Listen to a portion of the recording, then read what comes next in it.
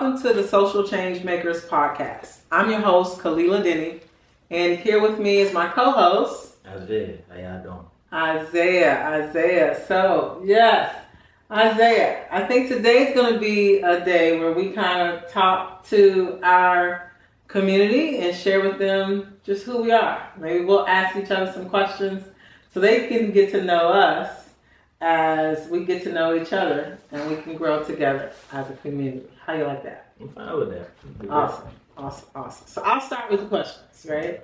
So tell me a little bit about yourself, who you are today, and what you want the community to know about who you are today.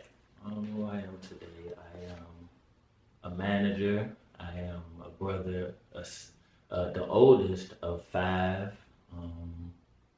I manage a restaurant called Soultarian. It's a vegan restaurant. And what else? What do you want people to know about you as a person? Like where you are in your career as a manager, or where you are as just a young man out here in these streets. We know you outside, so just tell us a little bit about that and what you want the community to know. I'm an ambitious person. I like to dip my hands in a little bit of anything. Like anything that I'm able to learn, I'm willing to do it. Like I never shy away from anything. Like if it's an opportunity, I take it. Awesome. Well, I'm glad you shared that, because one of the opportunities that you've gotten recently is to come on as staff here with me at my nonprofit, the Denny House. I'm very happy to be here. Yeah, I'm glad to have you. So, you want to share a little bit about that experience, your experience here at the Denny House? Of course. The Denny House is great. It's a loving and welcoming home. Like when I first came here, she treated me as if she was family. And I felt nothing but love from the first day. And it was like, she gave me just the thing to do. It wasn't hard. It just she had me build compost fences in the back. She had me learn. Like I ain't never been like person that was really too much into gardening, but like after she told me like the things that she does, I really wanted to take interest in doing and learn. Cause also in like the areas I live in, it's really not too much beautiful fields, and like I always wanted to just be the person that's kind of put plants and roses around my house to make my aesthetic look good around my house when people come and visit. And so I definitely want to learn about that. And also, she hasn't made any of the work hard. It's all easy. Awesome. Well, I'm glad I'm sparking your interest in gardening, right? So it sounds like these assignments or tasks or things that you've done are going to help you in the future when you do get your own home, when you got your own picket fence and your family learn how to take care of your garden, all right?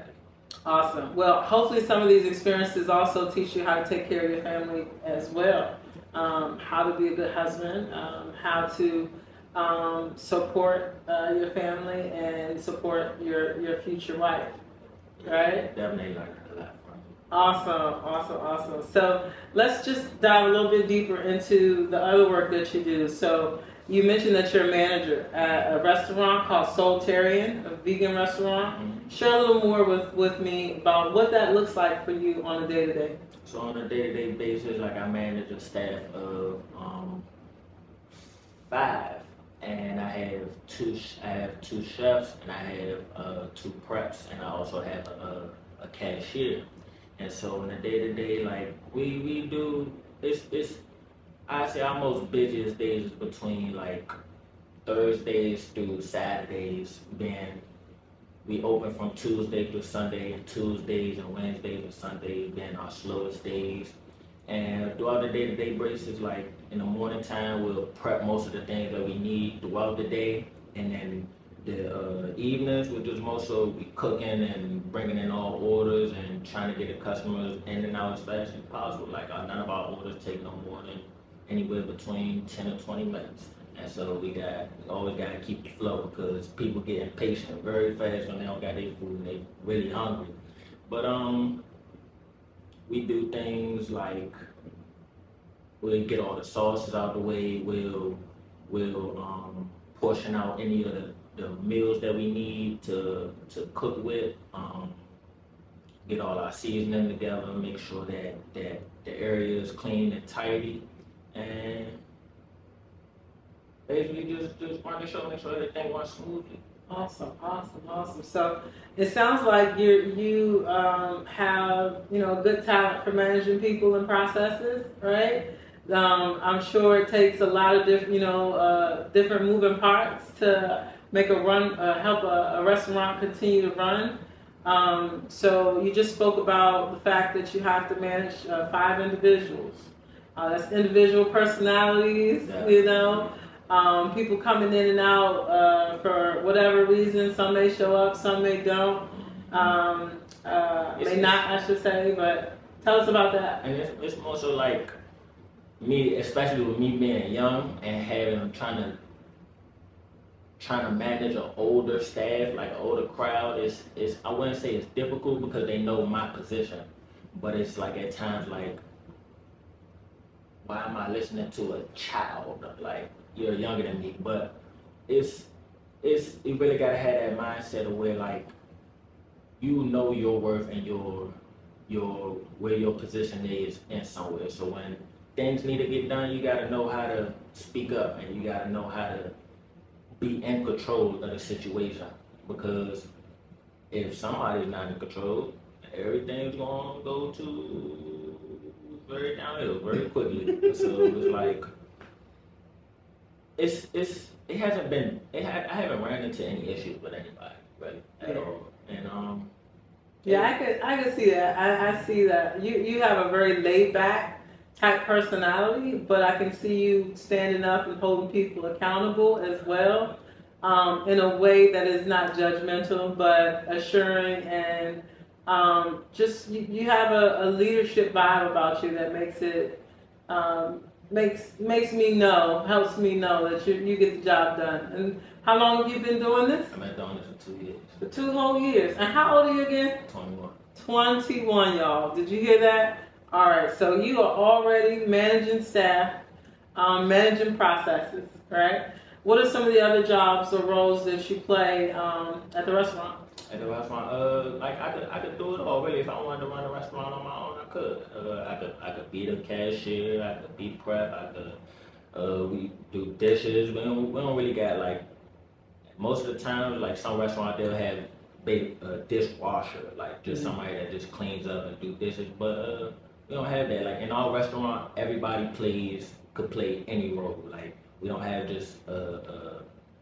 just say you the dishwasher, just that and that. But we do for like the cashier, the cook, and the managers, everything. But I could. So everybody's like cross-trained. So if someone's out, another person could step up and do the role. That's a good management strategy. I think that's how you can find success, especially when you're short-staffed and making sure everything gets done. That's real smart. So I want to give your uncle a shout out for seeing the leader in you. What's his name again? Share with us. Christopher Arnold. He is one of the managing partners of Soultarian. And we just want to give them a shout out where the soul food is vegan food and is real good. So make sure y'all come check us out. We're based in Hillcrest Heights. Yes, awesome. All right, so now that you've shared with us a little bit about your management skills at Soultarian, I feel like you have displayed a servant leadership mentality there, and the way you work here, and you work well with others. Your role here was developed because I see, like I said, a great leader in you.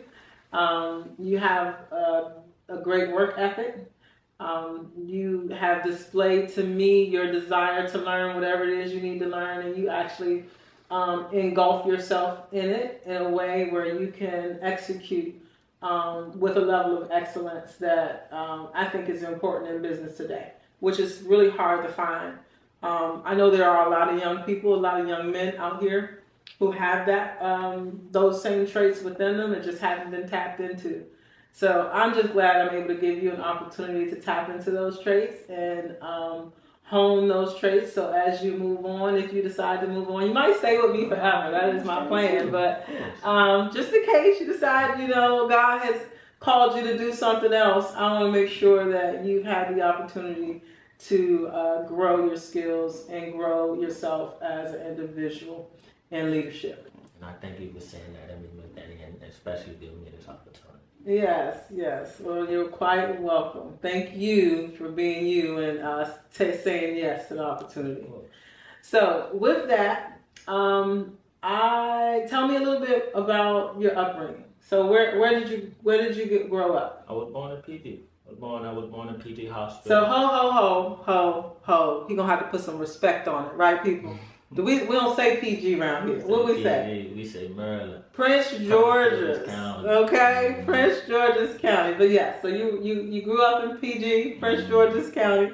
What area? I believe my memory be so fond because I ain't gonna lie, I've moved around a lot in a lot of areas. I ain't really asked my mother. I just know I was born in PG Hospital. Okay. But not specifically like the area, like the first place when you gotta take the baby home and y'all settle down there. I don't. That didn't happen. Okay. So you probably moved around somewhat like I did. Mm-hmm. So I grew up nowhere, but everywhere. Right. I was born in DC Hospital for Women. I spent my first 2 years of life in the District of Columbia. I grew up with a family of 5 of us. It's 5 siblings, I should say. So I am the youngest of 5. And my mom moved to DC when she was my oldest brother George was born with my dad, and they all of us ended up in foster care to make a long story short. And she moved to Prince George's County, and then she came and got me, and when I was 2, and then we moved here, and I spent the rest of my days in Prince George's County. So that's what I was looking to hear on, if you wanted to share like how that transpired for you, like what's the stages that you see yourself in, and what areas did you see yourself in at 2 or 5 or 7 or 9, 10? I know you said you moved around a lot, so what did that look like? Like my mother, she started being more transparent about my life. So I recently just figured out, like, I was living in Atlanta at some point. I don't remember living in Georgia. I lived in Georgia. Wow. But I done lived in Georgia. I done lived in North Carolina. I lived in Florida. I done lived in Virginia. I lived in Maryland. I say Maryland majority of my life, but North Carolina was between the ages of like 8 and 10. And I went to middle school. I know it was an elementary school out there. I forgot, but I loved North Carolina. It was like the weather was always warm. It never snowed. And it was like, it rained, but it was sunny outside. And I'm like, I ain't never experienced nothing like this. And it was a nice little isolated area. We stayed there for about, 8 to 2, so yeah, like 2 years. And after I said 8 to 2, 8 to 10. We lived out there for 2 years. Then we came back to Maryland. Then I was living in Laurel at the time. And I was going to this middle school called, it was not, I can't remember the middle school, but I started off in an elementary school that was out there. That was called, why can't I remember none of these schools? It's because I'm staring you down, that's why. It's all good, it's all good. I honestly, it was, and I just passed the school the other day, but stayed there, went to a middle school, then I actually ended up leaving that middle school, going to another middle school in Oxon Hill Middle School. Stayed there for about 2 years, and then left because I think that middle school was 6th and 7th. Left there, came back to the middle school that was in Laurel, and that was for my 8th grade year. And then after that, we ended up moving to Virginia, and Virginia throughout my 4 years of high school, I was in Virginia. And Virginia was definitely something different because it was like, so we got this thing called DMV, and it's like a mix of DC, Virginia, Maryland. It was like, I've been in Maryland majority of my life, but going to Virginia was like, this is weird. It was a different culture, huh? Because it was like, I wouldn't say a different culture, it was like, they was trying to be something that they're not.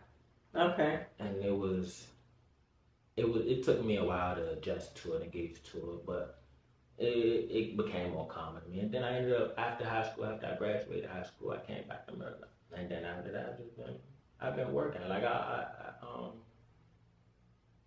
didn't grow up in no corrupted household. I had my mother did a good job of sheltering me away from the dangers of the world and what's really going on. Like she made sure I was aware of what was going on, but she did her best to make sure that I wasn't a part of it and didn't grow up like a statistic of many of the young black boys that's in the world going to jail and committing crimes and ended up being murdered. And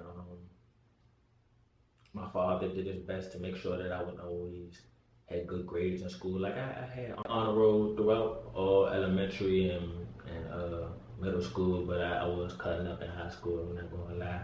It was like, I don't know what I was thinking. I was being in different crowds and getting to know different people, and it was just like I was just trying to have fun. But I knew I should have stayed on that path and do better. And I wanted to go to college. I did, but it was like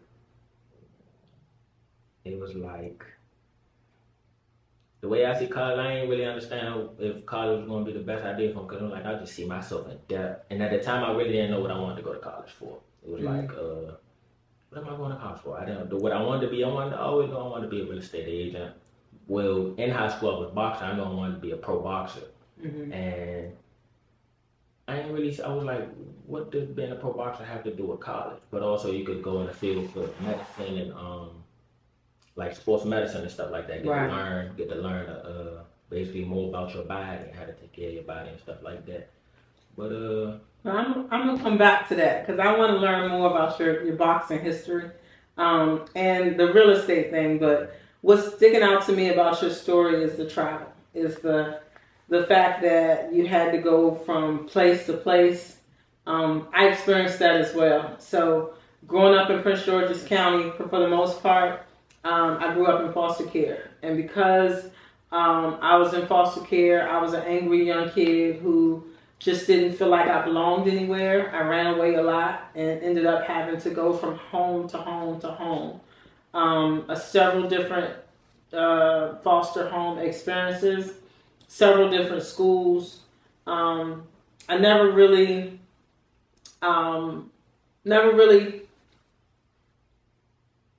got my footing or found a place that I could call home or grow in a community with people that I can say I know now that I grew up with then, because I was never in a place long enough to make those deep connections. For me right now, that experience affects my lifestyle today. It is very hard for me to make deep, meaningful connections to other women and men, out here.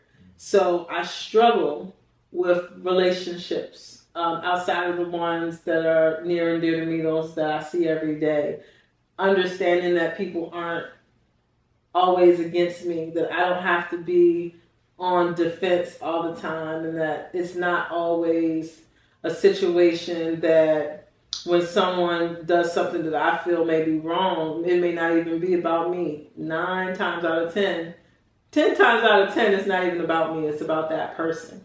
But understanding that and learning that, it took a while for me to get to a place where I was comfortable enough in who I am and who the type of people I wanted around me, to understand how to grow and nurture those relationships. So I'd like to hear about you and how that affects you now, because you're still young. you have traveled from Maryland to DC to Virginia to Georgia to North Carolina and back, right? Do you have any relationships that you feel like are childhood relationships? Just give me some insight as to how the travel has affected you as an adult. I mean, I still do have like keep in contact because social media has made a great way to keep in contact with people you grew up with. But like I still have friends that I still see on a daily that I was friends with child. It's not too many of them. It's about like a good 3-4 of them. But like you said, it is hard for me to kind of build a deep connection with certain people because it's like in my head, it's not gonna last long. It's you only in my head I think like this is just for a short time. So why am I gonna invest my all in you and I'm gonna be gone soon. So, but I've been stable. Like I've been in this area long enough to kind of keep a relationship with people and build a better and stronger bond with certain people. But I wouldn't say it was always hard, like that it wasn't easy to make friends. Like what I've learned to cope in different environments, like how to kind of change myself to fit in certain areas. So if I needed to be a little more goofy on this side, or if I needed to be like a little more talkative on this side, or if I needed to fall back and be like I feel like I got many different personalities when I step into a room. Like I know how to be social. At times I can be antisocial, but at the times when I know I need to be social and what's the word I'm looking for? Not outgoing, but So you know when to be an introvert. Mm-hmm. You can be an introvert and you can be an extrovert. Mm-hmm. But you kind of decide based on the situation and how you feel. Mm-hmm. And who I'm around, really. And it's like, it didn't really take a toll. Like, I enjoyed moving around. I enjoyed having new experiences and being around new people. It did, like when I was in middle school because I think the longest I was in a certain school was about 3 years. And when I did build that connection with people, it did hurt leaving them. Like I said, over time, and I had fell out with some people that I really wanted to keep a strong bond with. But it over time, I came back to them and like, hey, how you doing? How you been? Ended up building that bond again. And I say life would have been fine. Really, it really didn't. Like I'm strong minded, so I don't really let too much affect me to the point where it's like, why did this happen? I just say life is life, and just roll with whatever situation I'm in. Well, it sounds like you have, been, all around. The fact that you traveled in so many different places, you've met so many different people, have given you the insight and the maturity, the social and emotional maturity that you need to, operate in different environments. So that I think is why you're so mature, and why it's so easy for you to have conversations like this and talk to people and discuss different things. So yeah, I appreciate you sharing that. Before I get into anything else, I want to go back to one of the things you shared was that you like to box. So that piqued my interest, right? So what made you want to get into boxing? Honestly, it wasn't even me that wanted to get into boxing. It was my little brother. So my little brother always wanted to box. But I believe when the first Creed movie that came out, my mother took me over there to I think it's the Regal that's over there. Not Alexandria. What is the Alexandria? It's a little movie theater over there. But we went to go see the movie Creed. And the movie had us so hyped, we was like, yeah, let's start boxing tomorrow. So our mother, she signed us up for the Sugar Ray Leonard boxing gym that's over there in Palmer Park. And we started boxing, I think I was 13, 13 or 12 around there. And we walked in there, they introduced us, showed us basically like our first lesson was basically to work on our jab. So we'd just be in the ring, they'd teach us our jab, and we'd just practice that for a couple of days. We definitely got to be in shape for boxing. So they had us running on treadmills. And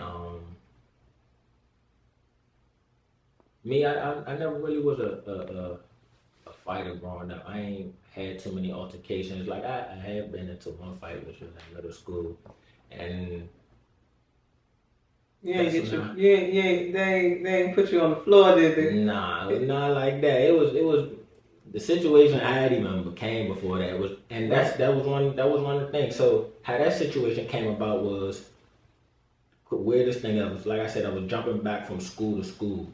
Basically, somehow the middle school in Lowell, I went to that middle school that was in Lowell, jumped back over to Oxon Hill, and then when I jumped back to the school in Lowell, somehow them schools got into it with each other. I don't know how. They was like, when I was at the school in Lowell, and I went to the school in Oxon Hill, they was like, yeah, you one of them boys that was at the other school, and yeah, I was, So it was like, I bet. So we ended up going in the bathroom, we ended up fighting. And the principal came in and all that. And we ended up getting, did I get suspended? I think I got suspended for like a week or something like that. But after that, I was like, I really gotta learn how to defend myself and train. So like, can't nobody ever. Yeah, ain't nobody else gonna walk up on you like that, right? But it was like I said, my brother was really the one who wanted to do it. I was like, I was more so like a football, basketball type person. I played football, basketball. I did want to do soccer at one point in my life. So you always been an athletic person.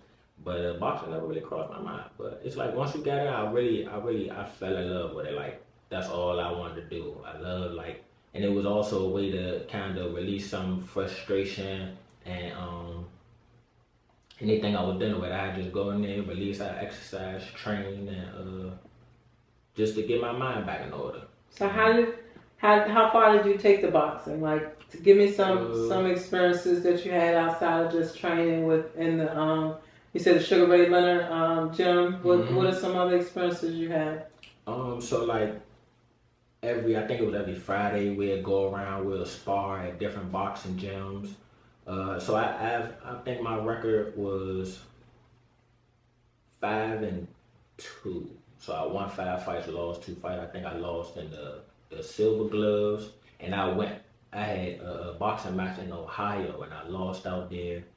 And my very first fight I won, my very first fight was I forgot what they call it, not really an exhibition, but it's basically like the fight don't count for real. It don't count towards my record, but I won that fight, and I was like, yeah, I could do this right here. And after that, I was just, my very first loss though, it was more so, I was going against somebody, it was in the silver gloves, and I was going against somebody that was way more experienced than me. Like in the silver gloves, you don't really fight, sometimes, like in boxing, you fight people who have similar records to you. So if you only got one fight, you're gonna fight somebody that probably got like 1 or 2 fights. If you got like 4, 5, 10 fights, you're gonna fight somebody that got like around the same 10 fights. But in the silver gloves, you can have one fight and fight somebody that got like 30 fights. Wow. So it was like, cause you're going through the ranks of people. Yeah. I lost to somebody that was way more experienced than me, but I gave him a good bump though. I did a good job, and I was proud of myself. And even his coach applauded me, because he was like, you just a beginner, and you fighting one of my fighters, and you lasted long enough. And I was like, I really wanted to take boxing very serious, but I think it was when COVID hit, it was like life really started to get serious for me. I needed to start working. I needed to go to school more, and my mother was pulling me in and out of boxing at the time because my grades, I was slipping up on my grades. I wanted to box all the time. I'd leave school and go box. I wouldn't do my homework or nothing. I was like, nah, I want this boxing, what I wanted to do.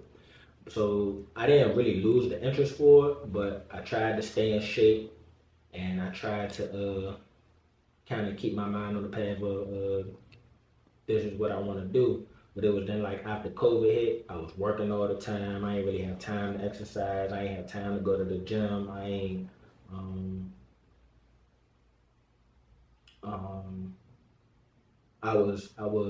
cause like I said, in boxing, you really gotta have, you gotta be physically fit. Yeah. So it's like after a certain period of time of you not doing something, you kind of slowly not lose the ability, but it's like you start from scratch. You gotta restart. You gotta rebuild that memory muscle. So it was like muscle memory. That's what it was. That's the word, muscle memory. But so I say recently, I would say 2020, I tried to get back into boxing. I was going to the gym. I was like, when I started, I was like, I couldn't, like normally a boxer should be able to run like 4 or 5 miles, no issue. Gotcha. I couldn't even run like 20 minutes on the treadmill. Normal boxer, like when you in fit condition, you should be able to run an hour at a speed of like 6 to 7 miles per hour, and I couldn't even do that. I was stopping a lot. You got in that sport, you gotta push yourself, and also gotta be mentally strong for it, because taking losses is not easy. Nobody likes to lose. Right. And I'm glad you mentioned that, because that takes me to another topic that does relate to this. When it comes to boxing and, like you said, it building up your mental toughness, right? What are some of the other skills you think boxing afforded you? What are some of the other ways it has developed you as a person? From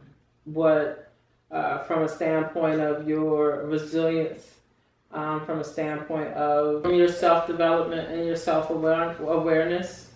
Tell me some skills you feel like boxing afforded you. It taught me consistency, because you gotta keep yourself fit on a daily basis, and it also taught me discipline, because say like you about to fight and you gotta reach a certain weight to fight. So if you're over that weight, or you could be under the weight. Say I was fighting at 120, and during like if it was weigh-in time and I was over that weight, in that time they'd give me like a certain time, like at least a couple hours before I had to fight, to kind of lose whatever couple pounds I had. And but the thing I had to learn was I can't eat certain things that was going to help me gain that weight in that time. So I just, why would I do all this exercise and refrain from eating certain things just to throw it all away? So I had to learn to, okay, now I can't be out having fun. I mean, I wouldn't say out having fun, but I can't. There's certain things I couldn't do to keep myself prepared for the fight. So like I said, I couldn't eat certain things, I couldn't do certain things. I was always like I want to eat everything. Like I'm always hungry, but I had to teach myself, okay, at certain times I'm gonna eat this, eat that at a certain time, just to keep myself right for the fight. Also, boxing also taught me how to be on time with things. Time management. It definitely taught me time management. Boxing taught me focus, because during certain drills, if you're not paying attention to your surroundings, it's like a lot of things come at you fast. Like they throwing quick punches, and it's like if you don't realize what's going on, you're gonna get hit with a lot of things and at such a fast rate. So it's like they taught me to really keep my eyes on what's going on, like not just even at punches, but in the real world about what's going on around you. Because in the blink of an eye, anything can happen if you're not focused on what's going on. Focus, consistency. Right. Awesome. All of those are 3 things you need in life, right? Especially if you want to run anything. As a manager, I'm sure you're using those skills now at Soultarian. You also, have mentioned to me in the past a couple different places that you trained at. One of the ones you mentioned today was Relentless Boxing Center, I'm guessing, over in Palmer Park. Yeah, that very much. I don't know why I keep thinking I go to other places. But it's falling apart. It's definitely falling apart. I actually one of my foster parents, one of my homes that I lived in was like I could walk to Sugar Ray Leonard's Boxing Center. That was one of the most traumatizing, I would just say, houses I lived in as well, because I felt like I was in a boxing match every day, but it wasn't voluntary. The foster mom that, the family there, they had their own biological son, and it was two of us when I was there, me and another young man who identified as gay. And they would force their biological son to beat us up as punishment, like to fight us physically as punishment for us, not taking out the trash or not saying what we were saying, thank you or please or whatever it was she felt or deemed that we need to be punished for. Her way of punishing us was to have us physically fight her son. Did y'all record that? I tried to record it. I will say I didn't feel like I had a voice back then, so I was a flight. I wasn't a stay and fight. I was the flight kind of person, so I would just run away. By that age or by that time in my foster career, I think I did stop telling people what was happening because nobody ever listened or did. They would try to do something and I end up having to stay there anyway because they didn't have another place to put me, so they said. So I would just run away. And so me saying that, I wanted to hear about some other, I know you said there were some other places that you trained at. Another friend of the Social Changemakers Podcast is Gary Russell. He is a professional boxer. We love Gary here, and I know that he has a gym as well. Can you tell us about your experience there? Their gym is over there in Capitol Heights, I believe it's called. It's named a boxing gym, and I was there for about a period of a year. They gym really trains you to condition yourself, because it's like they ain't got no type of AC, air conditioning, nothing in there, but it's intentional. To try to keep you used to the heat and be able to train your lungs to be in a thick environment. Because when you're breathing in, it's like once after you done exercise and all that, it's like you trying to keep your lungs to get used to going long rounds and building your lungs to be better and stronger. Right. But they run a great boxing gym, and like they keep you focused, and like they non-stop training. Like ain't no breaks. You just go and you go and you go. They don't like if you get tired, they say tired boxers don't need water at all. Like nah, ain't no such thing. Like you don't need no water. You gonna work and you gonna hustle and you gonna make sure that you are fit and in condition.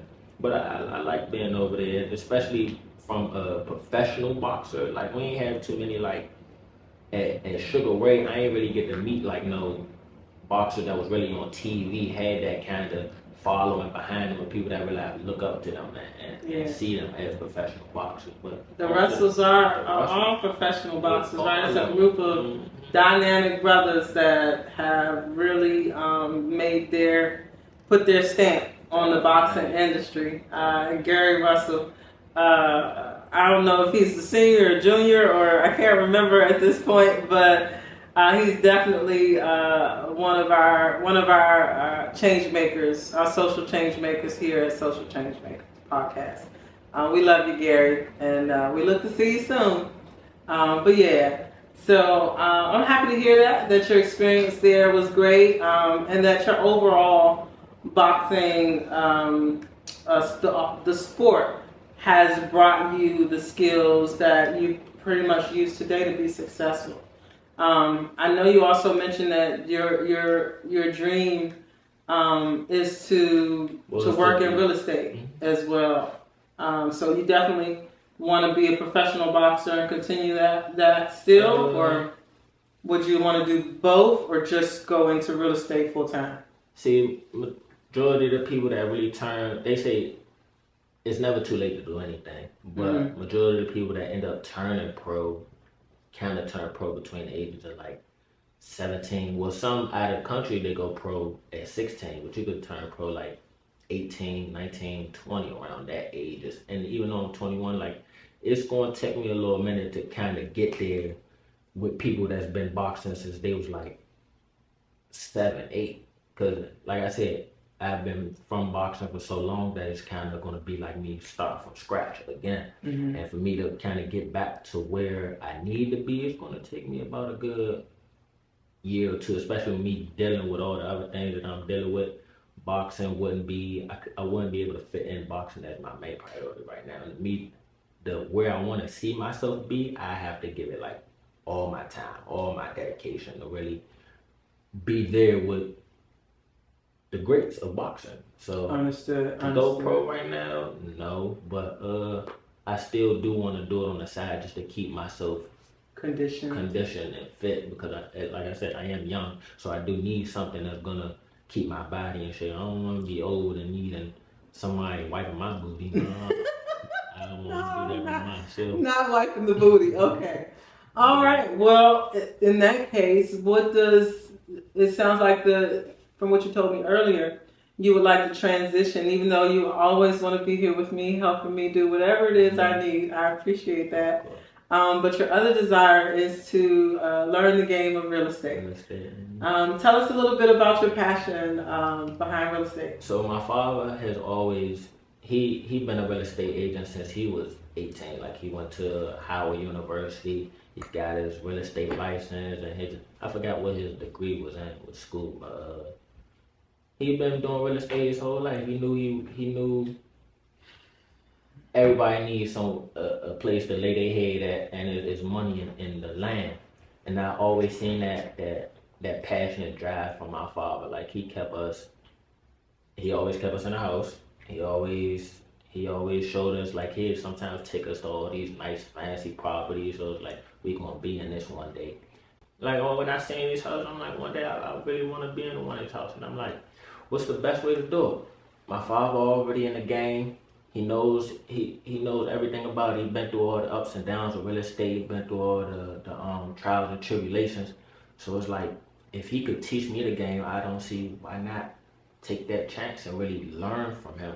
Awesome. Can you tell us a little bit about, I just want to give a shout out to your dad and his real estate company and what he does? His LLC is the Super Savvy Sales Group Investors. And he been doing this game. He been in this business for a long time. Been with Remax. He been with it was another one. Exit Realty, or? It's been with Exit, and with a couple of and what's his name? Arona Corona. All right. That is my father. I love him dearly. But in my eyes, I always felt like he was famous too. Cause at the same time, like wherever we go, it's always like somebody knew my father. Like, hey, is that Mr. Corona over there? I'm like, we'll just be walking around the corner and be like, hey, what's up, Mr. Corona? I'll be like, why do all these people know you? I felt like he always had so many connections. It was like whatever you needed, he was one call away. He knew somebody. And then like I really wanted to take that path, because he always told me, boy, I can make you rich before 25. Just come on, I know it. I know the game. It's nothing to teach you and show you the right path of what to do and how to do it. But like, why not?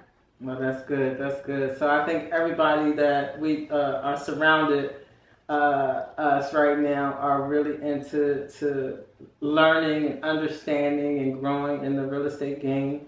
Myself, I just signed up for what I believe is one of the best real estate investing training courses there is, Terica Lynn Smith. I am a part of the circle, and I'm enjoying the experience already. So I can't wait to come back and share with you guys what I learned, and how we can go ahead and grab up some of these properties and grow our wealth together. I know Q, the guy behind the camera today, is also into real estate and learning. I believe he is working to start his own management company. So we all are really, really into this real estate investing. And I'm glad you brought that up, and that's a part of the plan for your life, because a lot of times we forget that we should be diversifying our streams of income, and real estate is one of the best ways to do that. So I think at this point, if there's anything you had to share with our audience that you wanted to leave them with, a point of wisdom that you've gained over the 21 years that you have lived on this earth, that will help them understand and adopt and hone into that inner social change maker, what would you share? I would say just stay focused. Keep your mind on the right track. Do the things that you need to do. And don't be scared to be yourself. Make sure that no matter what other people think and how they may view you, as long as you yourself are a good, kind-hearted, loving person, like she said before in one of her previous videos, don't change for nobody. That's right. That's right. So you heard it here first, guys. Isaiah is one of our future social change makers. He's going to use the skills that he learns here with us and that he's learned along the way to affect change in his community. I'm just so happy that I get to be a part of that journey. And so I just want to say thank you to all of you for listening in. You go out there and be that future change maker for the world as well. And we will see you back here next time.